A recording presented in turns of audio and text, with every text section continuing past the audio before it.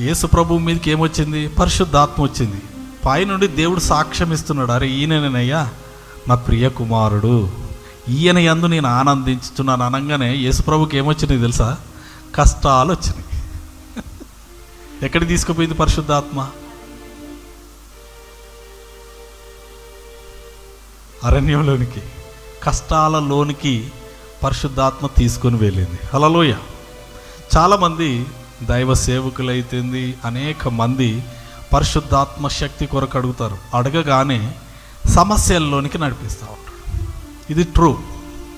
నేను దేవుని ఎదుట నిలబడి నేను అబద్ధం చెప్పకూడదు, కానీ మనం ఎప్పుడైతే పరిశుద్ధాత్మ అభిషేకాన్ని పొందుకుంటామో మనం కష్టాలలోనికి తీసుకొని వెళ్ళబడతాం. కష్టాలలోనికి ఎందుకు తీసుకెళ్తామంటే నీకున్న అభిషేకము నిజమైనదా కాదా అనేది నువ్వు ఎరగాలి. హల్లెలూయా. మనకిచ్చిన అభిషేకము రియలా, నిజమా కాదా అని చెప్పేసి మనమే ఎరగాలి. ఎవరో కాదు తెలిసేది. ఎవరు ప్రార్థన చేస్తున్నాం? మనం ప్రార్థన చేస్తున్నాం. మనం ప్రార్థన చేసినప్పుడు పరిశుద్ధాత్మ వస్తుంది. వచ్చిన తర్వాత ఒక సమస్య వస్తుంది. నువ్వు ఎంతగా ప్రార్థన చేస్తే, ఎంతగా ఉపవాసం ఉంటే, ఎంత దీక్షతో కఠినమైనటువంటి తీక్షణమైనటువంటి నిర్ణయంతో నువ్వు ప్రార్థన చేస్తావో, పరిశుద్ధాత్మను పొందుకుంటావో, నువ్వు ఎక్కువగా ప్రార్థన చేస్తే ఎక్కువ సమస్యలు వస్తూ ఉంటాయి. ఎందుకు అనంటే యు ఆర్ టెస్టెడ్. నువ్వు పరీక్షింపబడతావు. హల్లెలూయా. నువ్వు పరీక్షింపబడతావు. ఆ పరిశుద్ధాత్మ అభిషేకము నీకు వచ్చి నిన్ను ఫిల్టర్ చేస్తుంది. హల్లెలూయా. నిన్ను ప్యూరిఫై చేస్తుంది. హల్లెలూయా. ఎందుకు ప్యూరిఫై చేస్తుంది అనంటే నీకున్న సమస్య మీద నువ్వు ఓడిపోవడానికి కాదు. నీకు సమస్య తీసుకుని వచ్చింది ఎందుకంటే ఈ సమస్య మీద పరిశుద్ధాత్మ నీకు శక్తి అనుగ్రహిస్తాడు. అనుగ్రహించి దీని మీద విజయం పొందడానికి. హల్లెలూయా. హల్లెలూయా. శక్తి ఎందుకు కావాలి? అపవాదిని ఎదిరించడానికి, సమస్యను ఎదిరించడానికి, ఓడిపోకుండా కావలసిన ఆత్మశక్తిని నువ్వు కలిగి ఉండడానికి. హల్లెలూయా. అవును, మన పరిశుద్ధాత్మ అభిషేకం పొందుకొని మనం సైలెంట్ కూర్చోవడానికి కాదు, ఎదిరించడానికి.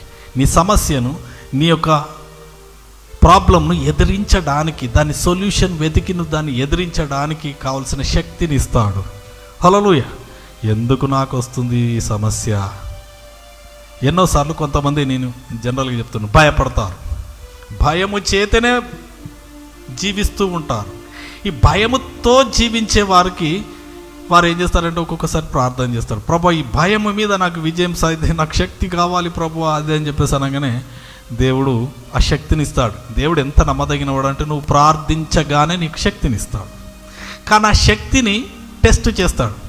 అయితే నువ్వు అంతకుముందు బలి కనబడితే భయపడదని అయితే పెద్ద పిల్లి కనబడుతుంది, పిల్లి పోయి పెద్ద పులి కనబడుతుంది. హల్లెలూయా. నువ్వు భయపడడానికి ఏంది ప్రభు, ఎక్కువ ప్రార్థన చేస్తే బల్లి గురించి ప్రార్థన చేస్తే పిల్లి వచ్చింది, పిల్లి గురించి ప్రార్థన చేస్తే పులి వచ్చింది ప్రభువా, ఇదేంది ప్రభువా అని చెప్పి మనం అనుకుంటాం. కానీ పులిని కానీ, బల్లిని కానీ, పిల్లిని కానీ ఎదిరించే శక్తి నీలోనే ఉన్నది. హల్లెలూయా. నీలో ఉండి నువ్వు ఎదిరించగలవు. హల్లెలూయా. దావీదు పారిపోలేదు.